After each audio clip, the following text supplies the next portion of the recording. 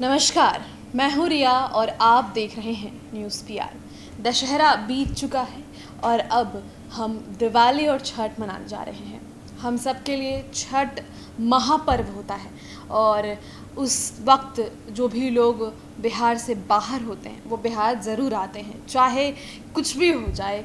वो एक इमरजेंसी सा सिचुएशन होता है कि घर तो जाना है।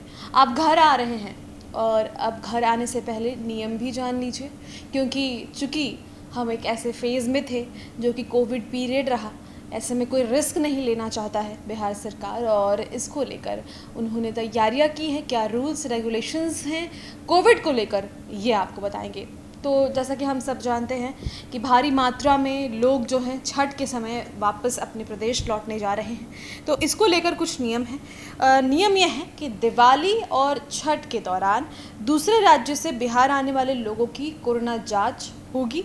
या तो आप पहले से जांच करवा कर रखिए, अदरवाइज़ अगर नहीं करवाया है तो करवा लीजिए।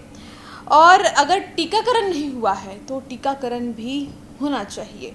यह भी ज़रूरी होगा कि अगर बिहार लौट रहे हैं तो अपना टीकाकरण व आरटीपीसीआर जांच कराए हुए हों और उसका प्रमाण पत्र भी अपने साथ रखें।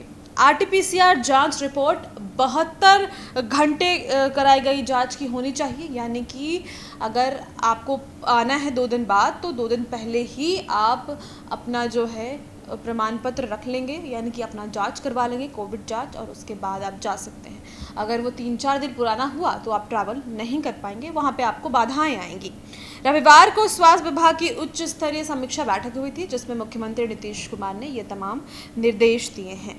और सही बात बताएं तो और भी आगे कि रेलवे स्टेशन, बस स्टैंड और इंटरस्टेट बॉर्डर चेक पॉइंट पर इस बार नज़र रखी जाएगी, क्योंकि कोई रिस्क नहीं लेना है। बिहार और यूपी में बहुत ही भव्य तरीके से छठ पूजा मनाया जाता है, और ख़ासतौर से बिहार की बात करते हैं तो हमारा अपना पर्व, हमारा महापर्व है। बचपन से लेकर कर बात तक हमेशा हर कोई, पूरा परिवार छठ पर्व में शामिल ज़रूर होता है, इसीलिए ये चीज़ें कही गई है।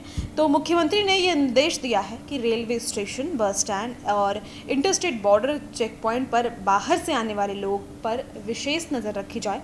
इन जगहों पर भी कोरोना जांच की व्यवस्था किए जाने की हिदायत दी गई है।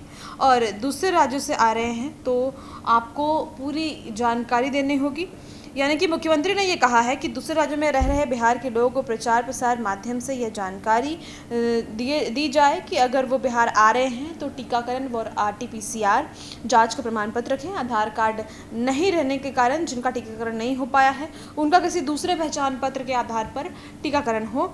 और 18, 19 और 20 को वैक्सीन के दूसरे डोज के लिए डोर टू डोर अभियान भी शुरू होने जा रहा है।